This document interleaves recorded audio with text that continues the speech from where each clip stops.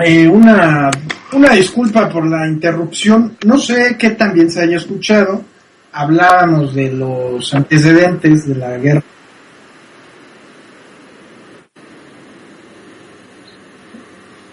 Que otra vez, porque no se trabó. Ya. Que se trabó todo, pero no importa, volvemos. Bueno, no nos volvemos el tiempo, pero entonces vuelvo a comentar. Reitéralo antes de que nos saboteara el gobierno derechista de Mariano Rajoy. Sí, eso nos pasa por prevenir a los grupos facciosos que íbamos a emitir un programa especial sobre la Guerra Civil Española. El domingo pasado lo vamos a hacer así. Dijimos que íbamos a tomar varios tópicos, no solamente un punto de vista meramente histórico. Sin embargo, creo es importante dar los antecedentes. Voy a darlos aún más breves de lo que ya los habíamos dado. Lo bueno es que me parece entonces que sí se escuchó las canciones que son de Caifán, y que en 1975 grabó este disco homenaje a la resistencia de la República. Bueno, yo tenía tus canciones, de morir tu primo, ¿no? Sigue poniendo, pero ahí van los antecedentes. Decíamos que partimos de la dictadura de Miguel Primo de Rivera, que dura alrededor de 8 años, a partir del 23, parece, al 31, algo por el estilo. Se dan cuenta que es inaguantable el gobierno dictatorial del general Primo de Rivera y también del pues inepto de Alfonso XIII. Con esto se inicia la Segunda República. En 1931 hay un periodo de gobiernos de alianzas de izquierda del 31 al 34. En el 34 cae el gobierno aliancista y viene, ante la abstención de muchos de los ciudadanos que estaban en el ala, digamos, liberal, al socialdemócrata, incluso los anarquistas, se abstuvieron de votar en estos comicios del 34. Entonces llega a la derecha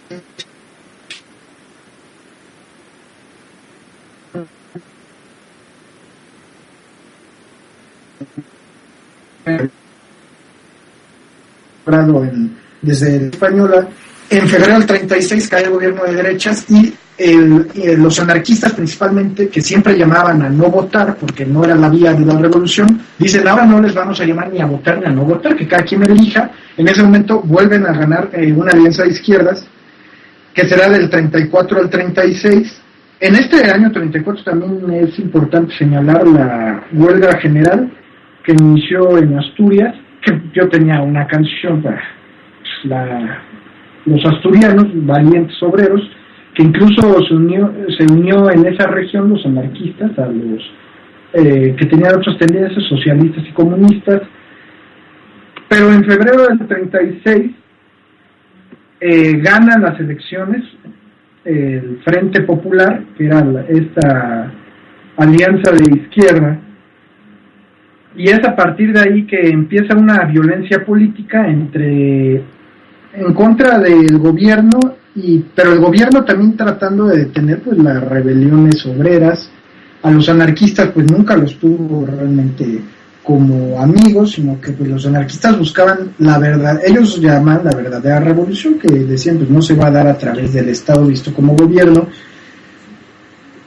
Pero también tenían como enemigos a los grupos de derecha, los fascistas con la Falange, los carlistas, que pues eran ahí un reducto de hace años, que buscaban restablecer la monarquía, la innombrable Iglesia Católica en España. Y ante esta situación de violencia entre varios bandos, es que se empieza a germinar o a brotar el golpe militar de los generales. Los más importantes los comenté, no sé, los reitero: Emilio Mola, Francisco Franco, e iban a traer a un militar que lo habían expulsado por intentar también un golpe de Estado durante otros años previos, el general Sanjurjo. A él lo iban a traer como presidente del gobierno español, y el golpe militar se acelera. Emilio Mola, el general Emilio Mola, le llamaban el director, es el que acelera este plan del alzamiento militar debido a la muerte de uno de los dos bandos, uno por el lado de los derechistas, que fue un congresista, José Calvo Sotelo, y por el otro, un general conspicuo, por supuesto, José del Castillo, que en la huelga del 34 en Asturias, de la que ya hablé, pues desobedeció las órdenes de atacar a los obreros, porque dijo: yo no disparo en contra del pueblo.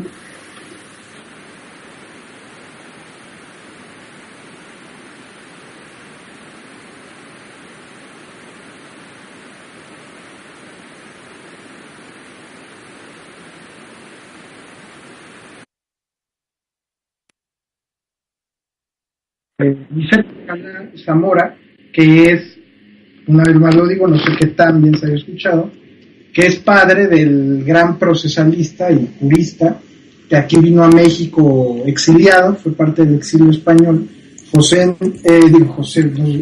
Niceto Alcalá Zamora y Castillo, uno de los grandes procesalistas aquí que cultivó esa materia y que incluso, pues creo que apoyó mucho la creación del Instituto de Investigaciones Jurídicas. Esto comentario al margen de lo que estamos narrando de la Guerra Civil Española, pero es a partir de esos dos asesinatos de José Calvo Sotelo por parte de la derecha y del general José del Castillo por parte de la izquierda que Emilio Mola acelera el golpe de es un golpe de Estado, y el 17 y 18 de julio de 1936, la semana pasada se cumplieron 77 años, se genera ese levantamiento que ante su fracaso, creían que iba a triunfar, pero ante su fracaso, pues se inicia la Guerra Civil Española. Finalmente, aquí los últimos datos. En datos que yo saco de algunos los sacamos de Wikipedia y otros de una enciclopedia española, decían que 2/3 partes eran todavía pertenecientes a la República después del golpe de Estado, y sin embargo, dos ciudades importantes, más bien dos zonas, la de Madrid y la zona de Cataluña, Cataluña particularmente a través de los anarquistas, lograron permanecer en manos de los republicanos. Sin embargo, empieza a avanzar pues el ejército que le llamaban, los nacionales, que se hicieron llamar, que pues eran los fascistas finalmente, dirigidos por Franco. Empezaron a avanzar y pues durante 3 años, hasta conseguir en abril del 39 pues la rendición total de la República y el inicio de la dictadura franquista, que fue un periodo oscuro para la madre patria. En ese momento pues son más de 35 años de dictadura de Franco, pero en este periodo de la guerra, entre el 36 y el 39, e incluso previo, desde los años, desde las primeras décadas del siglo XX, es que se genera un formidable movimiento anarquista, del cual pues ahorita comentará Alejandro. Vamos que no esté listo todavía, pero ya está listo. Entonces vamos a... Sí, ya está listo, Alejandro. Sí, ya estoy aquí. Es que a Alejandro le gusta siempre estar haciendo otras cosas de mayor importancia. Mayor importancia que la guerra. No le sobre el anarquismo, lo que estoy haciendo ahorita. Que debiste haberlo estudiado previamente. Vamos, que nunca es el momento para hablar del anarquismo, discúlpame. Sí, nunca estás preparado para hablar de eso, lo vas a improvisar como siempre tus participaciones. Por favor. A ver, venga. No, ya no voy a decir nada. Ahora ya se escuchó. No, a ver. Oye, pero espera, ¿y la llamada con el ingeniero Cárdenas? ¿Qué ha pasado? La llamada con el ingeniero Cárdenas lo tenemos ahorita en línea, esperando pacientemente, pero lo tenemos en el momento en que tocamos el tema, pues, ¿de él? No, de su padre. No, de su padre, porque vamos a hablar de viejo, el gran estadista que fue, y pues los refugiados españoles, e incluso me encontré por ahí un documento donde habla que aquí la sociedad mexicana, principalmente la Ciudad de México, que es donde pues vienen las noticias frescas, que se dividió en los bandos también aquí en México entre nacionales y los republicanos. Pero los dos bandos fueron incorporados al PRI, tengo entendido. Bueno, el bando nacional finalmente, pues, afortunadamente incluso, fue finiquitado en algún momento, que era el movimiento sinarquista. Sí. Afortunadamente, digo, para bueno, ti. Bueno, pero tú, Alfonso, tú quieres volver a fundar el movimiento sinarquista, ¿no? No, bueno, para eso ya tenemos al PAN, no es necesario otro grupo de fanáticos religiosos. Como a ti te agradan, Mauricio, esos fanáticos, me apilas, como tú les dices. Yo. mi madre. No, pero yo no he dicho nada. Bueno, a ver. Bueno, pues ahí va. A ver, pero eso sí, vamos a tener la llamada. Unos breves apuntes sobre el anarquismo español. Has de hacer ahorita, a ver, venga. Venga la disertación. Fíjense, unos breves comentarios. Apuntes para... Fíjense, aquí el anarquismo español, hay que hacer un breve... pues, irnos un poco atrás. Cuando fue la primera internacional, fue esta primera organización de trabajadores que estaba convocada por organizaciones que eran de carácter nacional, pero que se convocaban en el primer congreso, la primera internacional. Hubo una decisión entre la postura de Marx y la postura de Mikhail Bakunin. Marx estaba buscando una organización de corte centralista con una dirección que buscaba la dictadura del proletariado, y Bakunin, que era un anarquista, pues iba por una línea pues bastante distinta, que era la de, pues ellos obviamente no aceptaban, como anarquistas, no aceptaban una dirección central, la dictadura del proletariado, sino que iban por otra línea de más bien como una autoorganización de los trabajadores, sin que hubiera un centralismo tan fuerte como el que buscaba Marx. En ese momento se rompe los dos grupos, la primera internacional, y pues Bakunin forma otra alianza internacional de trabajadores, y a partir de esto lo que se cuenta es que el primer anarquista, digamos, que surgió de esta organización, que se llamaba Fanelli, se apellidaba Fanelli, fue la persona que finalmente llegó a España.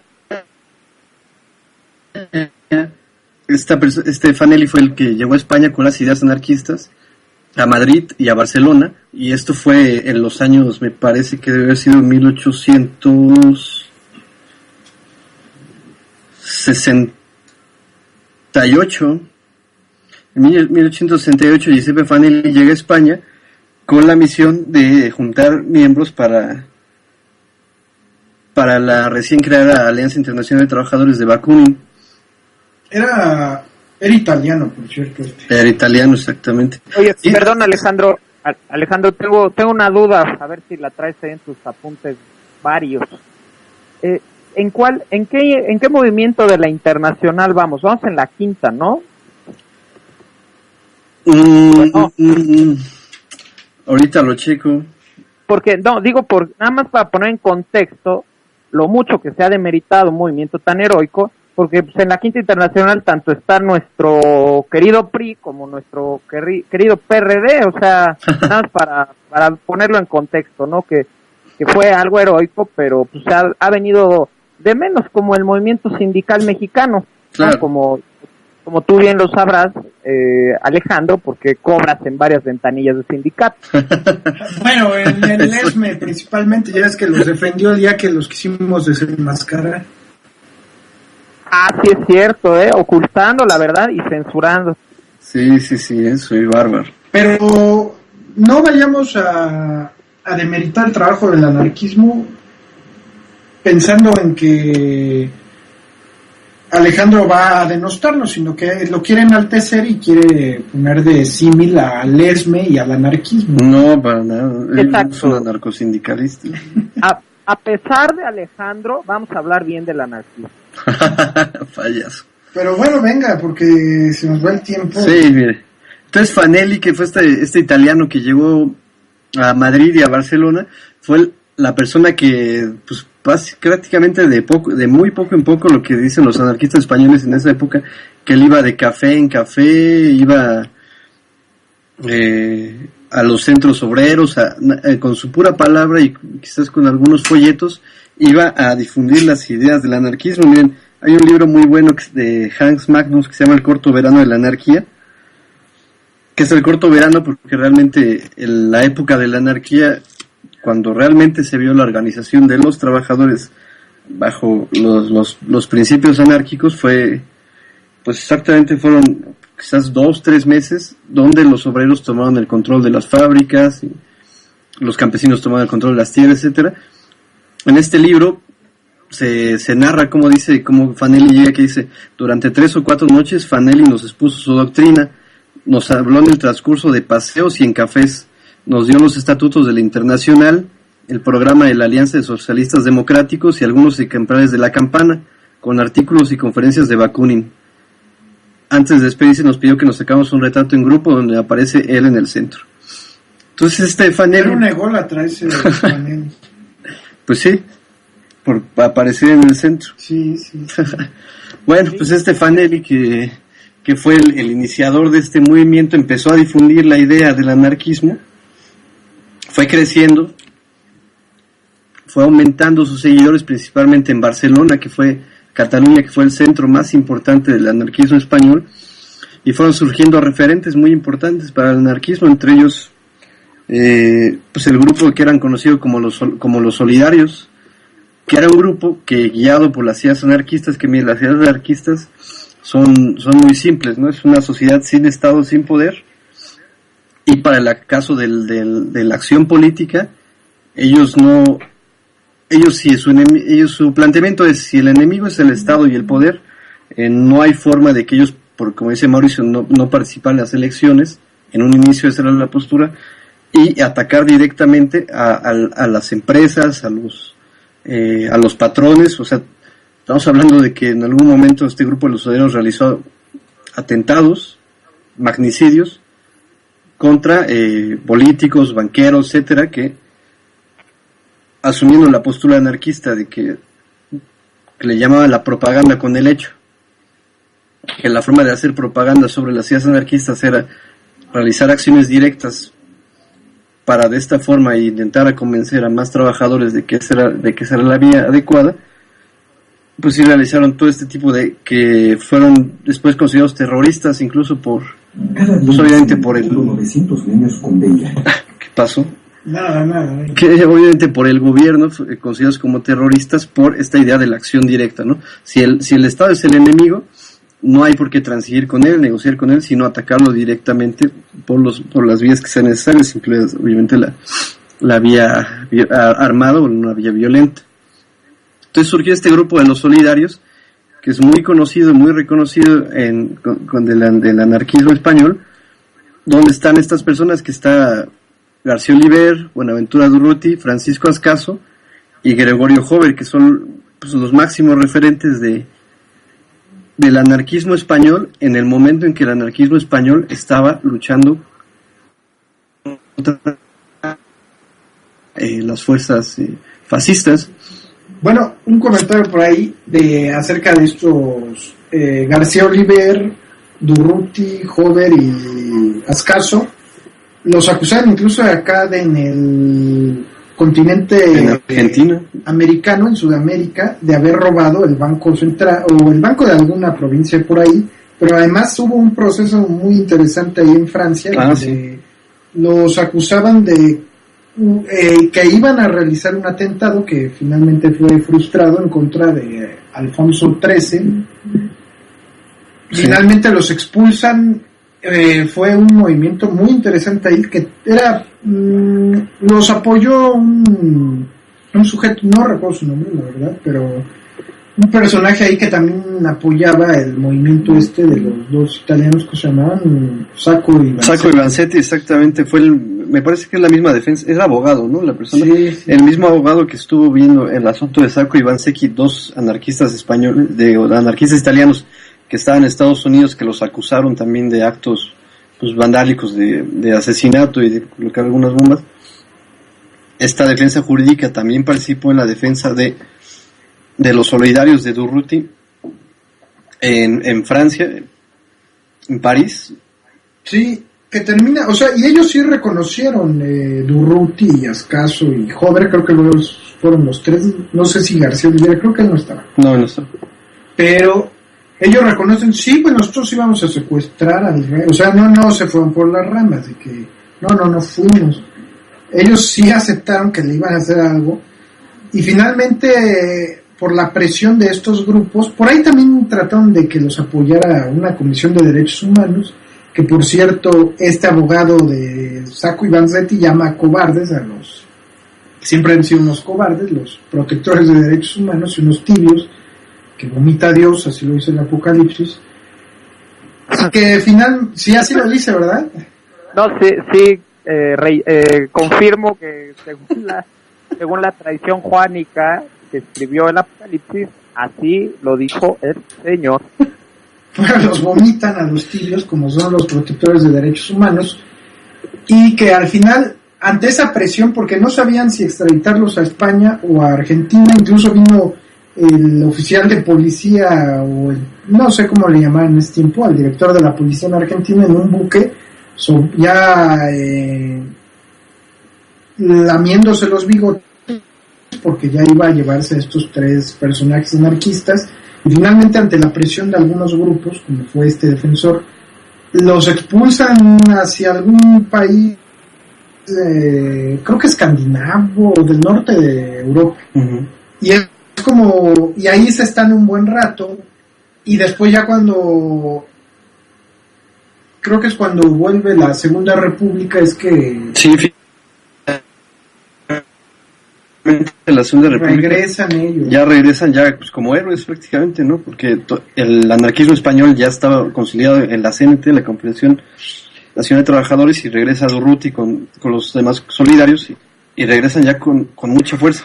Ahora fíjense, voy a citar esta parte también del corto verano de la anarquía para que quede bien claro cuáles eran las posturas anarquistas en ese momento y más o menos por dónde iba la línea de lo que trabajan. Dice, miren, nunca se consideraron como un partido político. Sus principios eran no participar en las elecciones y no aceptar puestos de gobierno. Ellos no querían apoderarse del Estado, sino abolirlo. En sus propias asociaciones se oponen a la concentración del poder en la cima de la organización, en una central, en este caso. Sus federaciones son elegidas por la base, cada uno de sus regionales disfruta de una autonomía muy amplia, y al menos teóricamente, la base no está obligada a obedecer las decisiones de la dirección. La CNT fue el único sindicato revolucionario del mundo. Nunca se comportó como este juego de patrones y obreros que negociaban con los empresarios para mejorar la situación económica, o sea, reformistas en este caso. Su programa y su práctica consistieron en dirigir la lucha abierta y permanente de los obreros asalariados contra el capital hasta la victoria definitiva. Y hay que insistir en ese sentido, de que aun cuando había gobiernos, digamos, de una coalición que venía de izquierda, pues ellos seguían combatiendo, sobre todo en Cataluña, sí, seguían convocando a huelgas generales, y por eso el propio gobierno republicano y socialista los creía enemigos. Y a lo mejor también fue, irónicamente, parte del fracaso de la Segunda República, porque a diferencia de la izquierda que estaba dividida, una verdadera izquierda y con verdaderos ideales, no como aquí, que también se encuentra dividida aquí en México, pero que está dividida por grupos facciosos. Ellos están divididos en ese sentido por verdaderas ideologías, y al contrario de la derecha, aun cuando, por ejemplo, los carlistas buscaban una monarquía, la Iglesia Católica pues buscaba como siempre su beneficio, la Falange estaba encaminada hacia el fascismo, y con el alzamiento el alzamiento de estos militares pues se hace una amalgama de estos grupúsculos facciosos. Es que realmente por eso sale derrotada, además de que realmente sí se vio beneficiada con armamento y ejército de Italia y de la Alemania nazi y de la Italia de Mussolini, y al contrario pues por ejemplo, Gran Bretaña y Francia pues se quedaron al margen, nunca defendieron la república. México sí mandó por ahí armamento con el general Cárdenas, pero pues, evidentemente no iba a ser suficiente en un país, bueno, como el nuestro, ¿no? Que no tiene pues esa industria armamentística. Pero sí cabe recalcar que aun cuando se supone estaba la Segunda República. Sí, porque mira, cuando en Cataluña en Barcelona ya estaba la Segunda República, estaban resistiendo contra el fascismo español y ya había un gobierno de socialista, más tendiente a la socialdemocracia. Y la socialdemocracia y los comunistas incluso veían con mucho recelo a las organizaciones anarquistas, porque ellos iban todavía más allá de lo que estaban haciendo los organizaciones comunistas. Y los comunistas, como históricamente y doctrinariamente ellos, en ese tiempo del marxismo, lo que yo entiendo que era lo que entendían ellos del marxismo es que, dado que la dictadura del proletariado iba a ganar eventualmente en algún futuro y era casi algo inevitable, pues entonces ellos no tienen ningún problema en hacer algún tipo de negociaciones que fueran incluso. No, bueno, ahí hay que... Era inevitable. Sí, por eso. Casi inevitable. El marxismo es inevitable, o sea, era inevitable, era un dogma. Exacto. Y como dogma, como tal, al tomar la postura de que es inevitable, que va a ganar, que el capitalismo va a pasar de fase y va a permitir finalmente el comunismo, pues este dogma que tenían los grupos de los partidos comunistas, pues les permitía ser un poco más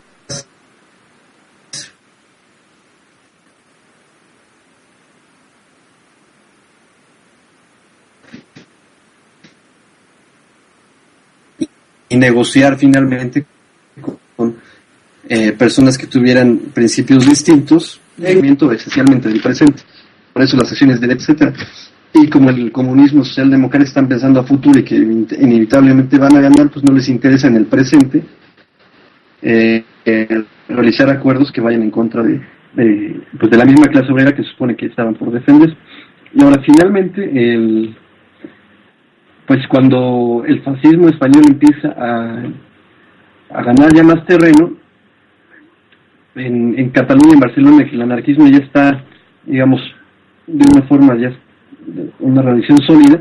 Sin embargo, Buenaventura Durruti, que forma la columna Durruti, muy importante, muy famosa, muy conocida en ese periodo ya final de la guerra, él va a Madrid con su gente, con su grupo de anarquistas, con su columna, y finalmente Buenaventura Durruti muere, pasa por Zaragoza, y pues hay algunas cosas tácticas de que si se pudo haber tomado Zaragoza o finalmente los comunistas le dijeron tienes que estar en Madrid a participar en la defensa de la guerra civil. Y finalmente cuando llega, como la columna no eran milicias, no era un ejército regular, pues perdieron las batallas. Hasta parece prácticamente que lo mandaron a morir allá a Durruti en los grupos. Y es que socialistas. Aquí hay 3 puntos que cabe resaltar. Uno, que dentro de esos grupos anarquistas es que se formaron las milicias de lo que no está bien conformado el ejército republicano, porque cabe recordar que pues, los que se sublevaron eran el propio ejército. Entonces finalmente la república se tiene que valerse de estas milicias anarquistas que no es de que no estén acostumbradas al combate, sino que no eran profesionales de la guerra como podían ser los militares. Sin embargo, eran hombres de acción y estaban acostumbrados a la pelea frontal. Y también cabe aclarar que finalmente cuando terminan con estos grupos, digamos ya la anarquía, que son en los primeros meses, creo que Durruti muere en noviembre del 36, sí. Son los primeros meses de la guerra civil, es que se empieza a formar ya un grupo profesional que termina siendo el ejército de la república, y que Bueno, finalmente va a perder la batalla, creo que de las últimas batallas, que ya era donde estaba mejor conformado, la batalla del Ebro, el ejército del Ebro. Yo iba a poner una canción justamente que hablaba del ejército del Ebro, de los republicanos, pero finalmente pierde en abril del 39 ante pues una bien organizada, bueno, no al inicio, pero sí ya durante los siguientes años de la guerra, pues una bien organizada milicia que ellos llaman nacional, dirigida por Francisco Franco. Sí, y finalmente pues sí, eran milicias, y aparte eran milicias que estaban guiadas, la columna Durruti, eran milicias que estaban guiadas por los principios anarquistas. O sea, hay algunos pasajes de este Hasta libro. parece contradictorio, porque pues debe haber disciplina. Sí, y fue precisamente porque un político socialista le comentaba a Durruti por qué no intentaba poner un poco más de orden en su milicia, porque eso pues, podía finalmente llegar a costarles la vida, y Durruti les comentaba que eso no era posible porque sus ideas anarquistas no se lo permitían, y finalmente este político terminaba concluyendo que finalmente Durruti fue víctima de sus propias ideas. Sí, y también mueren los otros tres, aparte de Buenaventura Durruti, Gregorio Hover, Francisco Ascaso y Juan García Oliver, que eran los principales, digamos, los que resaltaban dentro de este movimiento anarquista desde pues, los 20 probablemente. Fueron grandes amigos, Ascaso y Durruti. Sí. Creo que hasta aquí con el movimiento anarquista, o no sé si hay algo más que agregar. No, yo... Bien, no todo fue...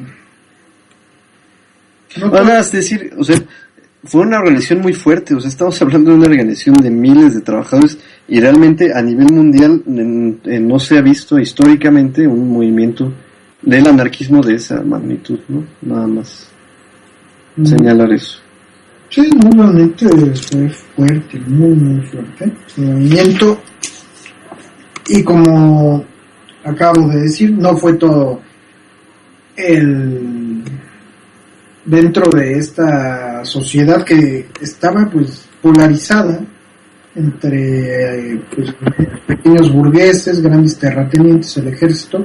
También hubo cultura, afortunadamente, y hubo diversión, pero vamos a hablar ahora de la literatura que, como dijimos, estaba pendiente en la generación del 27, y por ahí, y yo voy a retomar un poco un antecedente histórico. Yo espero que se hable de García Lorca, que fue de los principales de la generación. Claro.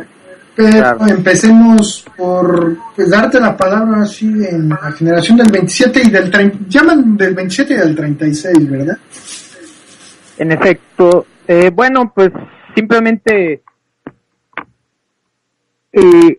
comentar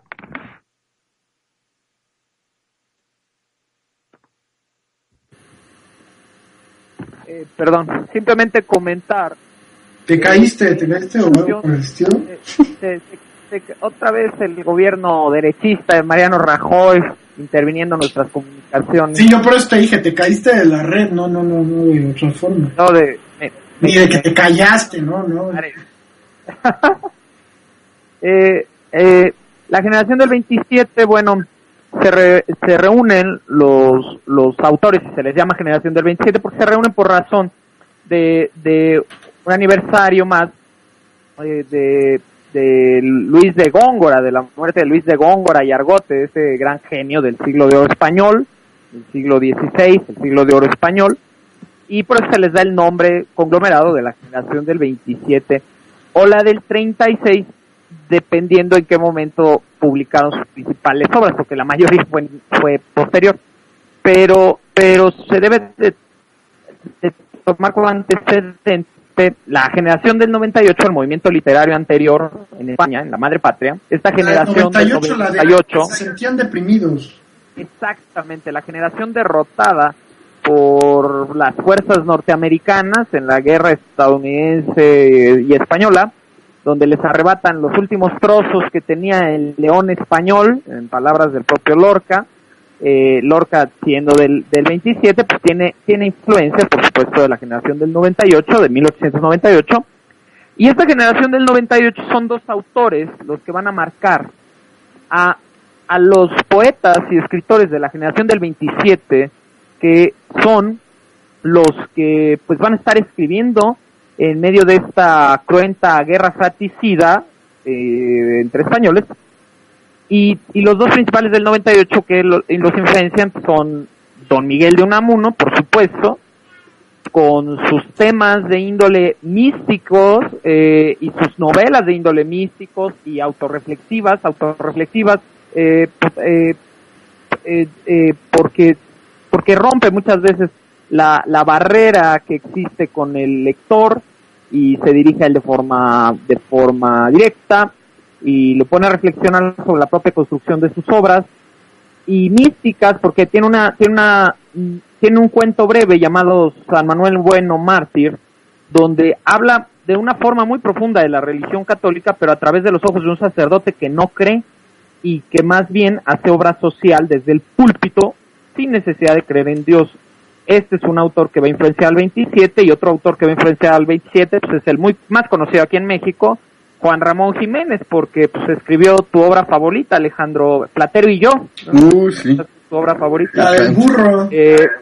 La del burro, exactamente. Es un burro, ¿no? Sí. Es un burro, es exactamente, el burro es Platero y es el personaje favorito de ficción de Alejandro. Creo que fue tu enemigo en algún año, ¿no? Sí, creo que sí. Sí.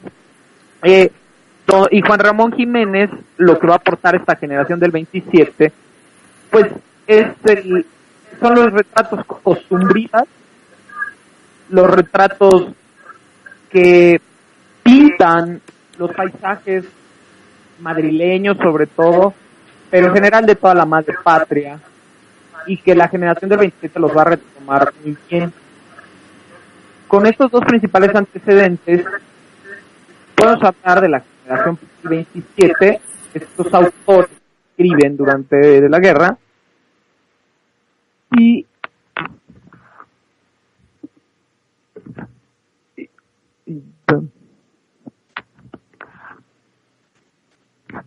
lo principal, los principales, vaya, porque digo, sería prolijo y excedería el objetivo del programa estar hablando de todo, pero sí quiero hablar de dos principales, ¿no? Los Don Dámaso Alonso y por supuesto el gigantesco Federico García Lorca, ¿no? De Dámaso Alonso, aquí en México le podemos estar muy agradecidos, y es cercano a nosotros, porque independientemente que lo nombraron miembro honorario de la Academia Mexicana de la Lengua, a Don Dámaso Alonso se dio a organizar esta biblioteca tan popular aquí en México, la Biblioteca Salvat. La organizó él y la dirigió él, y él estuvo planeando qué títulos de literatura universal incluir en ella, y fue muy popular aquí en México por el precio tan accesible de sus libros, esa Biblioteca Popular Salvat. Y incluso cabe señalar también que varios de esos libros los prologa Julián Marías, el filósofo padre de nuestro queridísimo Javier Marías. Sí, muy querido. Sí, y su padre, bueno, también, un gigantesco intelectual, el señor Julián Marías. Pero bueno, Dámaso Alonso, me gustaría centrarme en un libro de poemas tuyos, se llama Hijos de la Ira. En este libro, que lo escribe después de la Guerra Civil Española, busca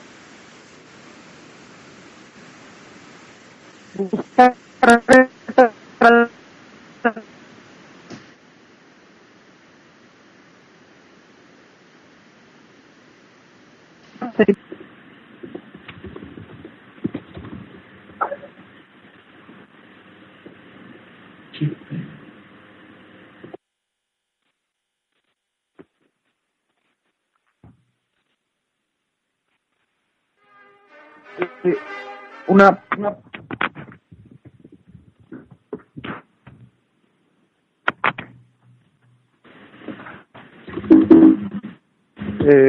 una poesía donde el español le planta cara a Dios y le interroga.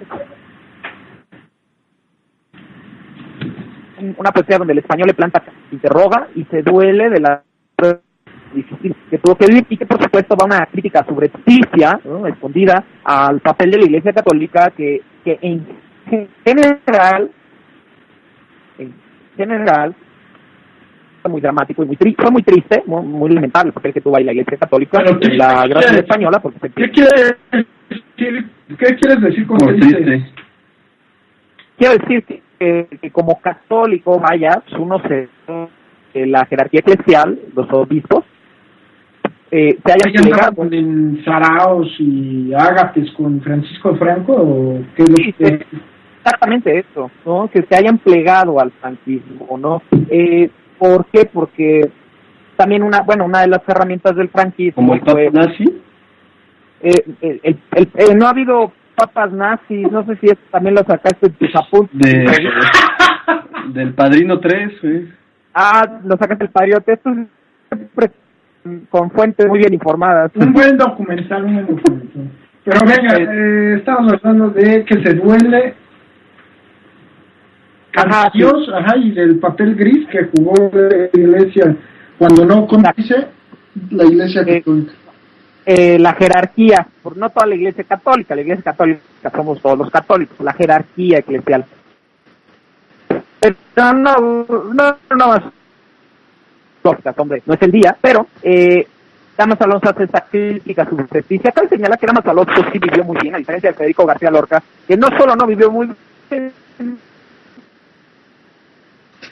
pero Damas Alonso vivió bien. Sí, adelante.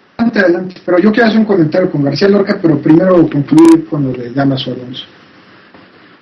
Sí, nada más señala Damas Alonso vivió bien porque parte era filólogo, conocía muy bien la historia de nuestra lengua española y se ganó posiciones en la cátedra con base en ello, y no tuvo tanta necesidad de que el gobierno prestara atención a sus ideas políticas.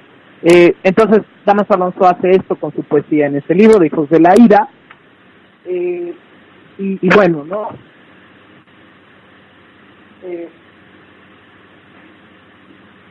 Tengo aquí un fragmento, no lo vas a leer todo, es muy largo. Simplemente nada más para entender la profundidad con la que escribe Damas Alonso. Podemos hacer otros donde afirma, ¿no? Todos los días me levanto y rezo esta oración: oh Dios, no me atormentes más, ¿no? Dime qué significan estos espantos que me rodean, es decir, lo que mencionamos, ¿no? El español que da planta cara a Dios. También queremos mencionar entonces a García Lorca. Don Federico García Lorca,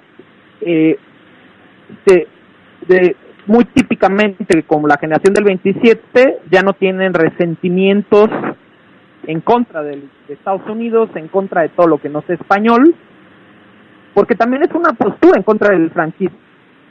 Sabemos que el franquismo manipuló la idea de lo que era ser español, y entonces manipuló la religión, manipuló el sentimiento de unidad encima de los regionalismos, manipuló esas ideas. Esta generación del 27 sí se va a conectar con otros, también son cercanos al surrealismo y simbolismo franceses de inicios del siglo XX, con un Paul Valéry, y tenemos entonces a este señor de Federico García Lorca, que a él se pega mucho a admirar la cultura anglosajona, como hispanohablante debe reconocer que tiene sus cosas positivas. Tiene un poema muy famoso a Walt Whitman, por ejemplo, si le gusta, por ejemplo, tiene diversas obras con inspiración oriental. Se pone a investigar formas poéticas persas, medievales incluso, y escribió una casida, que es una formación poética típicamente persa, de un ritmo nostálgico. Escribió una casida donde leemos el primer verso, simplemente para informar a nuestro auditorio de la calidad de la obra de García Lorca. Se llama se llama Castilla de la mano invisible, donde dice, yo no quiero más que una mano herida si es posible, yo no quiero más que una mano, aunque pase 1000 noches sin mi lecho. Y sigue la obra con ese ritmo, pero es una obra española que se abre al mundo y que entiende que el mundo puede mostrarles muchas cosas para interpretar a la propia madre patria, ¿no? Eso es lo que el heroico García Lorca, que se dice que, bueno, todavía no está esclarecido judicialmente hablando por qué lo mataron, si por sus simpatías con los republicanos, por su homosexualidad, ¿no? Un grupo de intolerantes, ¿no? Aunque también tenía simpatías con algunos de grupos de derecha, o sea, tal vez haya sido por eso. Sí, de hecho, lo que pasa es que era un poeta que, si bien tenía sus ideas políticas, al principio no las manifestaba, y al principio hablaba de temas muy egocéntricos, incluso podríamos decir burgueses, ¿no? Ya después se transforma, era un poeta que, si bien tenía...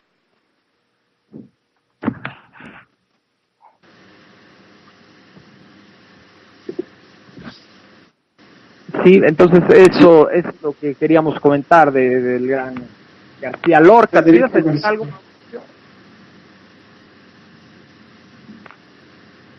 Sí, ¿qué más? No, que si tú ibas a hacer un comentario, ¿no?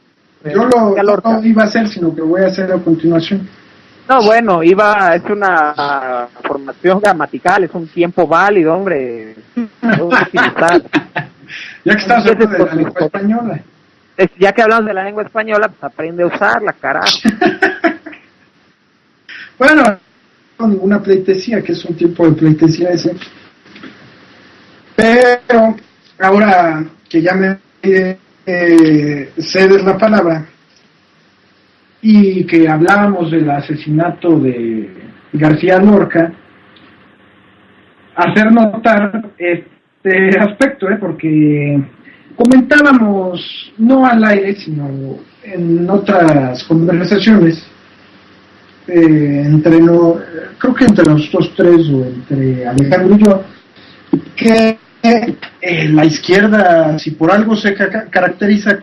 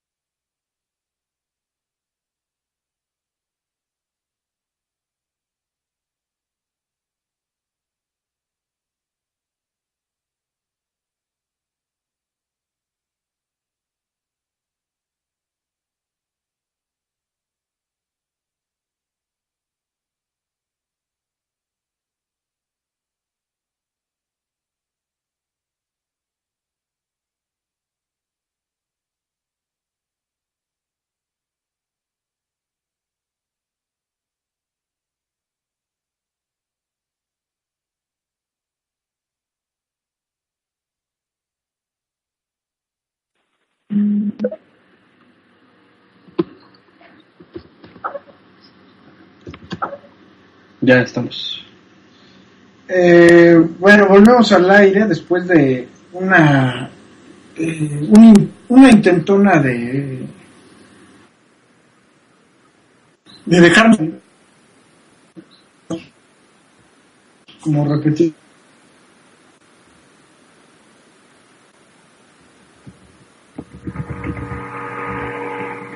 se había escuchado, pero voy a ponerlo. Federico García Lorca muere junto con un maestro normalista, de hecho le llamaban el cojo, porque bueno, pues, está tullido el señor.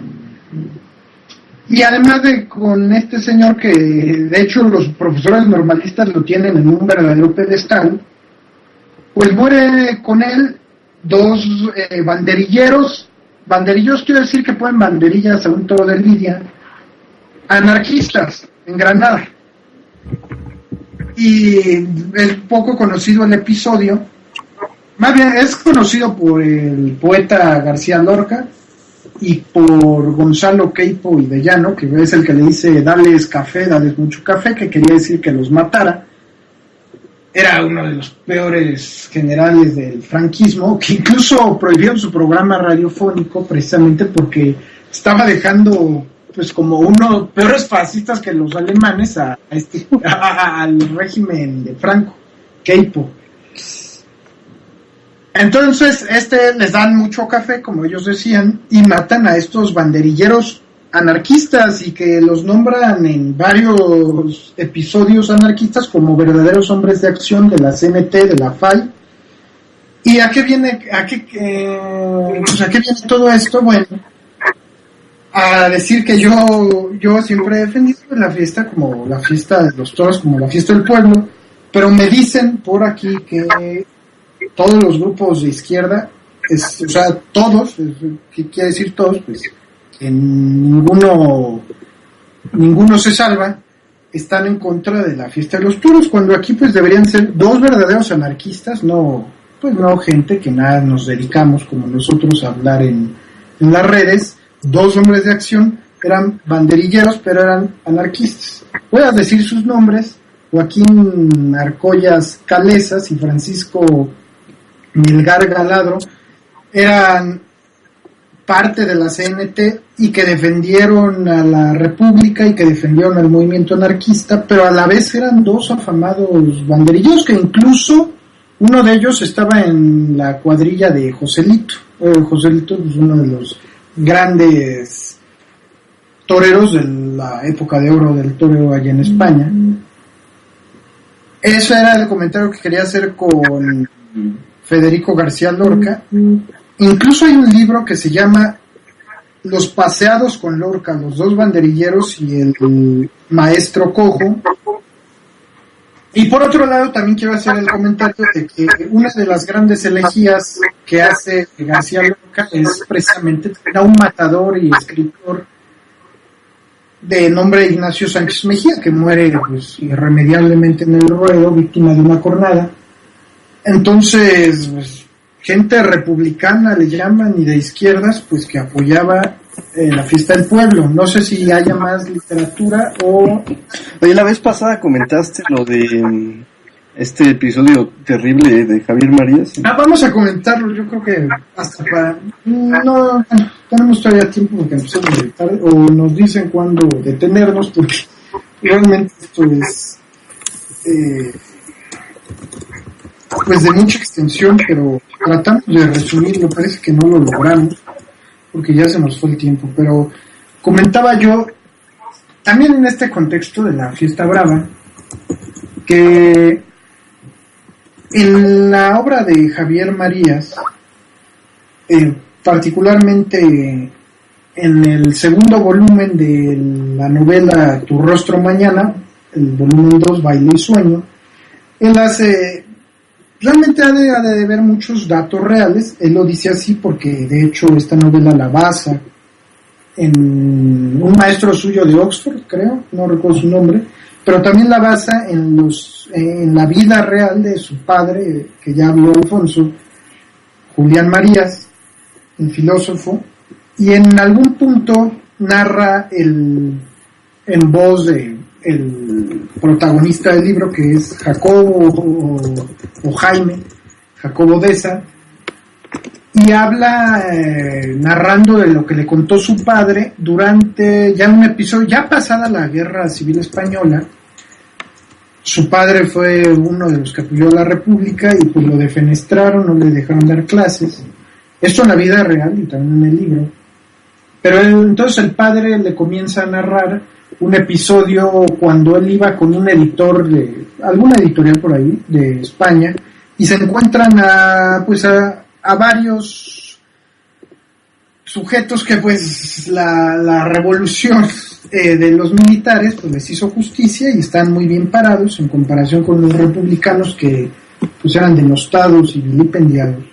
El caso es que este editor, amigo de los franquistas, pues le dice, vente, vamos aquí a un café que están aquí estos sujetos, y estaban hablando orondos pues del triunfo de Franco, y él narra una historia donde al inicio de la Guerra Civil Española toman presos a un malagueño, eran 3 personas, 3 sujetos toman, entre ellos el que cuenta la historia muy orgulloso y orondo y socarrón, de lo que le sucedió a un malagueño que conocía el padre del protagonista de este libro. Dice, pues fíjense que una vez nos topamos con 3 sujetos, los apresamos, eran republicanos, y el tipo se llamaba, en la novela, se llamaba Marés de apellido, y era Emilio Marés, me parece. No lo tengo aquí, pero Emilio Marés, sí, así se llamaba. Entonces los apresan estos franquistas a inicios de la Guerra Civil Española y los obligan a cavar sus propias tumbas, dice el padre del protagonista de la novela. Así se acostumbraba entre los dos bandos, incluso entre los republicanos, a que cavaran sus propias tumbas antes de asesinarlos. Y este republicano Emilio Marés dice, pues se niega, y literalmente aquí en la novela dice, a mí me podrás matáis y incluso a golpes, pero a mí no me toreáis, o sea, a mí no me toreas. Y ellos le dan un culatazo, lo golpean con sus armas, le dicen como que no, y vuelve a decir como que me llamo Emilio Marés, que a mí no me haces cavar ni me toreas. O sea, no, es en sentido figurado, no me toreas. Una frase más bien. No me toreas, pues ¿qué quiere decir? No se burlan de mí, ¿no? Todavía que me van a asesinar, tengo que cavar mi propia tumba. Bueno, pues ¿dónde queda la dignidad? Y a ellos, al más desquiciado, el más enfermo que se pueda narrar en un libro muy violento, por cierto, yo considero, se le ocurre decir, no te vamos a torear, pues tú lo has dicho, te vamos a torear. Y lo toreamos, así dice el que narra la historia, y todos se quedan, bueno, ¿cómo que lo torearon? Sí, el tipo se fue, que vivía por ahí por Málaga, creo, y regresa en media hora, se va en una camioneta, regresa en media hora con todos los trastos que se utilizan para la lidia de una res brava. Y lo torean literalmente. ¿Qué quiere decir esto? Que desde la camioneta, haciendo las veces de caballo, de pica, lo empezaron a picar como si fueran los hombres del Castoreño, después lo banderillean y lo terminan con una estocada pues que le atraviesa el corazón. Dice esto, bueno, pues es algo completamente desquiciado, trágico, maniático. Pues sí, por eso el fascismo, lo que bien decía Durruti, no se le discute, se le destruye, porque era gente totalmente... Y todavía dice, el tipo que está contando la historia, enfermo. Dice, no, pues este tipo era muy desviado y el muy cabrón, así dice, le cortó todavía una oreja, no se quiso ir sin la oreja. Y además que a los otros 2 que sí estaban cavando, los obligaron a ovacionar la faena con oles, el clásico olé de las faenas con las reses bravas. Y aquí yo también hago otra clase y pongo en contexto en la actualidad que yo he visto muchos grupos antitaurinos. Yo la verdad me mantengo al margen de sus protestas, y sin embargo en sus protestas yo he visto que simulan ser toros desangrándose o que gritan, si quieres cortar algo, córtate los huevos, matador, y que ojalá maten a todos los toreros, los pobres toros. Esperemos que con esta narración, de veras, que deberían poner en todas las páginas antitaurinas, pues nos concienticemos un poco de la dignidad humana y de lo que significa torear a un ser humano, que tengamos cuidado, sobre todo, podemos estar de acuerdo o no con la fiesta, pero de veras que desearle que toreen a un ser humano, porque acaba con nuestra... Es una locura. Sí, digo eso. Pero ellos lo ven así, creo que para ellos es artístico, porque hasta dicen que hacen obras de arte tratando de estar en contra de la fiesta, y sin embargo, aquí cuando te lo pone tan real Javier Marías, parece todo lo contrario, ni en una obra de arte plasmas eso. Ya, si no. Pues bien. Bueno, nos dicen que ya tenemos que cerrar. Quedaron, la verdad, muchas cosas por decir. También desmitificar lo que fue el toro de la posguerra, yo quería hablar de eso, y hablar de otras cosas, de desmitificar los argumentos de los antitaurinos, del afeitado de los toros, pero nos tenemos que ir, en otra ocasión será. Esta noche estuvieron con ustedes Alejandro, Alfonso y un servidor, Mauricio Gutiérrez. Solo nos restan las buenas noches.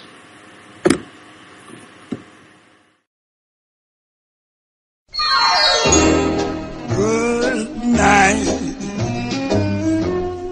Time to call it a day. Sleep tight. Dream your troubles away.